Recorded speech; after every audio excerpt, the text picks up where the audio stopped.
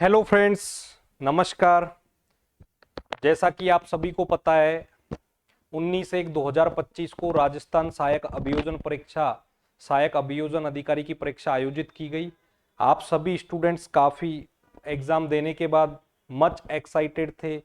आपको बहुत इंतज़ार की वो घड़ी अब समाप्त हुई है। फाइनली आरपीएससी के द्वारा ऑफिशियल आंसर की जारी कर दी गई है। Rajasthan public service commission Ajmer assistant prosecution officer home department जो प्री का जो एग्जाम था उसके एग्जाम की डेट थी 19/1/2025। मॉडल आंसर की इशू डेट 24/1/2025 आज ही और अभी कुछ समय पहले ही इसको पब्लिश किया गया है। तो आप इससे अपना क्वेश्चंस के जो आंसर हैं ओएमआर की जो आपके पास कॉपी है उससे मिला सकते हो।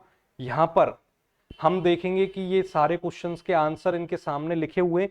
अब आप एक बात ध्यान रखना, उन्होंने लिखा है नोटिस जारी करके उन्होंने लिखा है प्रेस में कि हमने भी जो आरपीएससी ने एक क्वेश्चन पेपर अपलोड किया है अपनी वेबसाइट पर उसी के हिसाब से उन्होंने ये आंसर की को फ्रेम किया है। उसी के हिसाब से उसका कोड मैंने कुछ देखा था OAP24 करके। आप आरपीएससी की साइट पर विजिट करो और उस पेपर को देखो। और इन्होंने आपसे ऑब्जेक्शन भी मांगे हैं, जो objection as per paper uploaded on the website of RPSC उसी के क्रम के अनुसार जो आरपीएससी ने अपने वेबसाइट पर जो पेपर अपलोड किया है, आरपीएससी ने अपनी वेबसाइट पर जो पेपर अपलोड किया है उसी के अकॉर्डिंग आपको ऑब्जेक्शन इसमें लगाने हैं। यदि किसी भी स्टूडेंट्स को आपत्तिजनक कोई क्वेश्चन लगता है including Hindi and English and law, है ना, तो उस पर उसी के पेपर में जो क्वेश्चन नंबर, जैसे सपोज दैट वहां पर जो आरपीएससी ने क्वेश्चन पेपर अपलोड किया है उसका क्वेश्चन नंबर 6 में आपको कोई ऑब्जेक्शन है तो उसी के हिसाब से उसी के क्वेश्चन नंबर 6 को आपको लगाना है। क्वेश्चन नंबर 15 में है, क्वेश्चन नंबर 20 में, एग्जांपल दे रहा हूं।